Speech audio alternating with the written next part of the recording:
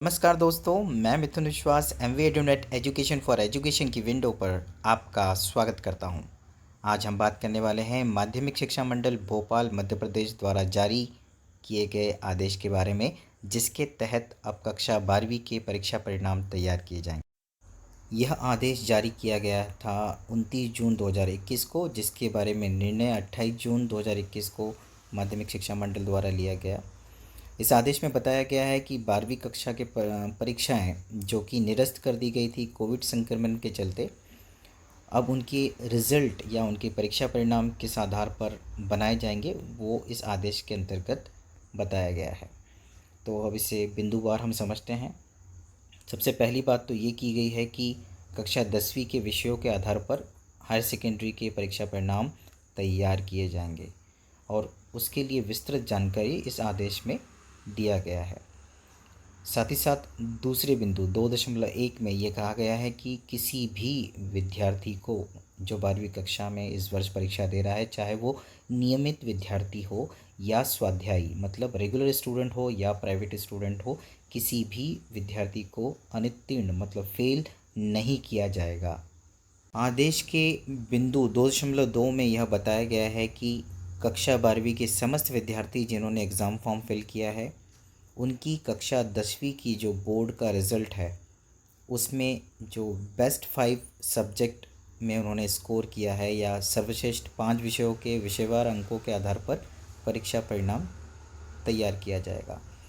अब ये कैसे किया जाएगा, ये बिंदु 2.3 में यह बताया गया है। इसके लिए मैपिंग तालिका क्रमांक 1 और क्रमांक 2 दिया गया है ताकि ये कन्फर्म किया जा सके कि किस विषय के अंक 10वीं के किस विषय के अंक 12वीं के विषय में दिए जाएंगे।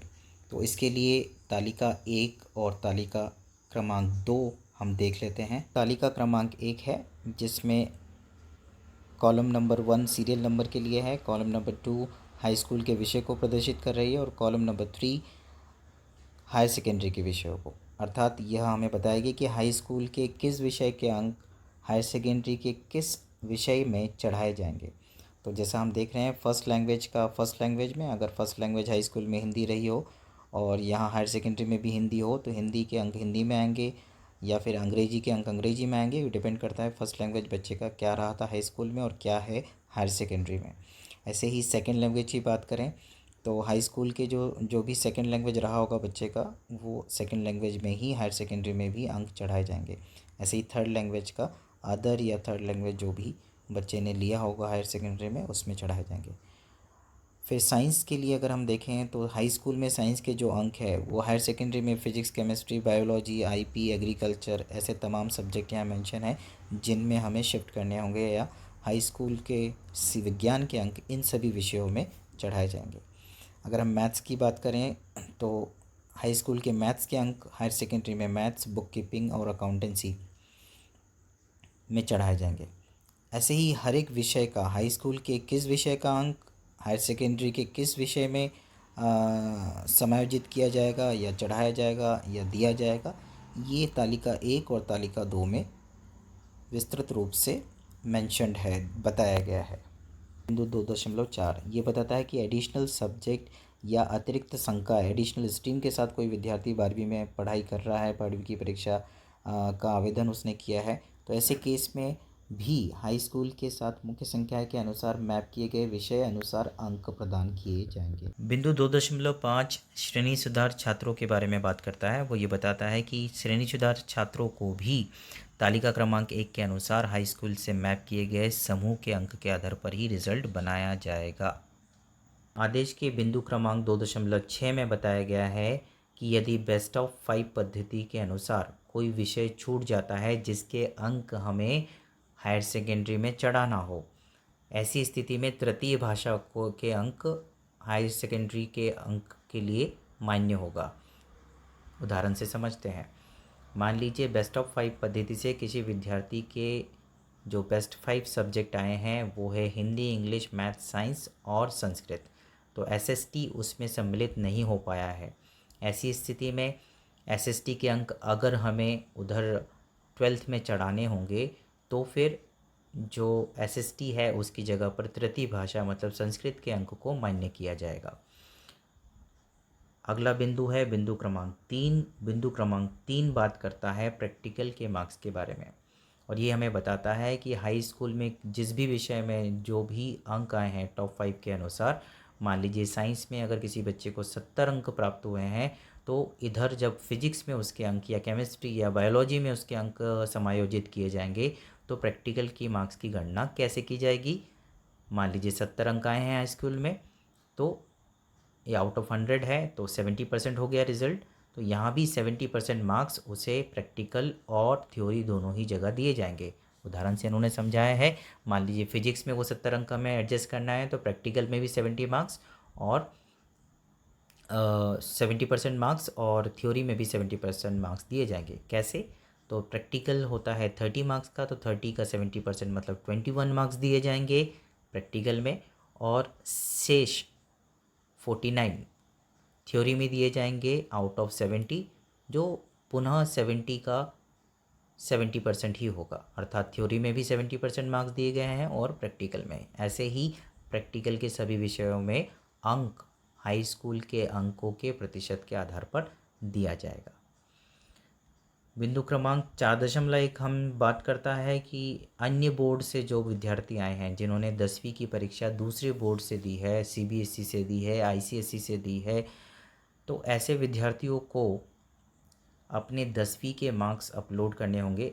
एक्चुअली स्कूल्स को अपलोड करने होंगे। तो माध्यमिक शिक्षा मंडल के पोर्टल पर हमें 29/6/2021 को लिंक मिलेगी, जिसमें ऐसे विद्यार्थियों की सूची होगी जो हमारे विद्यालय से रजिस्टर्ड हुए हैं या जिन्होंने एग्ज़ाम फॉर्म भरा है और उन्होंने 10वीं बोर्ड एमपी बोर्ड को छोड़कर किसी और बोर्ड से की है। तो ऐसी स्थिति में उनके मार्क्स हमें अपलोड करने होंगे। उनके 10वीं की का परीक्षा परिणाम या रिज़ल्ट जो है हमें अपलोड करना होगा, और वो लिंक में डिटेल दी होगी, जिसमें बच्चे के डिटेल्स को तो एडिट नहीं कर सकते, किंतु अंक भरे जा सकते हैं, क्योंकि ये डेटा बोर्ड के पास नहीं होगा। तो ऐसे विद्यार्थियों के रिज़ल्ट बनाने के लिए ज़रूरी है कि स्कूल ऐसे सभी विद्यार्थी जिन्होंने किसी दूसरे बोर्ड से 10वीं की परीक्षा दी है, उनके अंकों को पोर्टल पर चढ़ाएं। बिंदु 4 के अंतर्गत ही 4.4 में ये बताया गया है कि अदर बोर्ड के जो भी विद्यार्थी हैं, जब उनके 10वीं के अंक पोर्टल पर चढ़ाए जाएंगे, तब फर्स्ट, सेकंड और थर्ड लैंग्वेज के लिए एंट्रीज़ पॉसिबल होंगी, यस अंक भरने की सुविधा रहेगी। लेकिन यदि पर्टिकुलर बोर्ड जिससे बच्चे ने 10वीं की परीक्षा उत्तीर्ण की है उसमें तृतीय लैंग्वेज ना हो, ऐसे केस में जैसे सीबीएसई में सामान्यतः देखते हैं बच्चे थर्ड लैंग्वेज नहीं चूज़ करते हैं, उस केस में वहाँ पर हमें नॉट एप्लीकेबल ऑप्शन का चयन करना होगा, एनए का चयन करना होगा। प्रैक्टिकल मार्क्स जो दूसरे बोर्ड से बच्चे आए हैं उनके, मान लीजिए साइंस के या किसी भी विषय के जिनके प्रैक्टिकल मार्क्स हमें 12वीं में देना है, तो उसके लिए उन अंकों को 100 के आधार पर एंट्री करनी होगी, ताकि परसेंटेज के बेसिस पे, जैसा हमने पहले भी बात की, प्रैक्टिकल के मार्क्स और थ्योरी के मार्क्स बनाए जाएंगे तो परसेंटेज निकल सकें, इसलिए आउट ऑफ 100 ही एंट्री करना है। उसके बाद बिंदु 4.6 ये बताता है कि ये सब एंट्रीज़ के साथ साथ हमें अन्य बोर्ड से आए विद्यार्थी जिन्होंने 10वीं की परीक्षा दूसरे बोर्ड से दी है, ऐसे विद्यार्थियों के 10वीं की अंक सूची को अपलोड करना होगा, ताकि अंकों की शुद्धता की जांच की जा सके। अंकों की प्रविष्टि जो एंट्री हम कर रहे हैं मार्क्स की 10th के अदर बोर्ड्स के विद्यार्थियों के लिए, उसकी एक्यूरेसी, उसकी शुद्धता और उसकी प्रामाणिकता के लिए जो संस्था के प्राचार्य होंगे, स्कूल प्रिंसिपल होंगे, वो जवाबदारी उनकी होगी कि सही अंक ही इनपुट किए जाए। बिंदु क्रमांक 5 ये बताता है कि यदि इस परीक्षा परिणाम से जो इस पॉलिसी के अंतर्गत तैयार किया जाएगा और घोषित किया जाएगा, कोई भी 12वीं का विद्यार्थी असंतुष्ट हो तो वो पात्र होगा जब भी परिस्थितियां सामान्य होने पर परीक्षाएं ली जाएगी उस परीक्षा में बैठने के लिए। और ये क्लियर किया गया है कि जिस दिन परीक्षा परिणाम घोषित किया जाएगा उससे अगले 7 दिनों तक विद्यार्थी के पास, अगर विद्यार्थी रेगुलर है तो वो अपने स्कूल में सूचित करेगा कि उसे परीक्षा देना है, वो इस रिज़ल्ट से संतुष्ट नहीं है, और अगर विद्यार्थी स्वाध्यायी या प्राइवेट हो तो उसे ऑनलाइन जाकर पंजीयन करवाना अनिवार्य होगा, ताकि बोर्ड को पता चल सके कि कितने विद्यार्थियों की परीक्षा उसे पुनः लेनी है या परीक्षा देने के लिए कितने विद्यार्थी तैयार हैं और इस रिज़ल्ट से कितने विद्यार्थी असंतुष्ट हैं, ताकि उसके अनुसार व्यवस्थाएं की जा सके। बिंदु क्रमांक 6 हमें यह बताता है कि इस बार क्योंकि परीक्षा परिणाम 10वीं के अंकों के आधार पर किया जा रहा है, किसी प्रकार की परीक्षा नहीं ली गई है, तो किसी तरह की प्रावीण्य सूची या मेरिट लिस्ट जारी नहीं की जाएगी। केवल श्रेणी अंकित की जाएगी। जो अंक सूची है, हमेशा की तरह जो श्रेणी लिखी जाती है कि फर्स्ट, सेकंड या थर्ड डिवीज़न में बच्चे ने पास किया है, वो ज़रूर अंकित किया जाएगा, लेकिन मेरिट की कोई डिक्लेरेशन बोर्ड द्वारा नहीं किया जाएगा। So that's all about the policy how to make the result for class 12th in MP board. Thank you. Take care. Bye bye.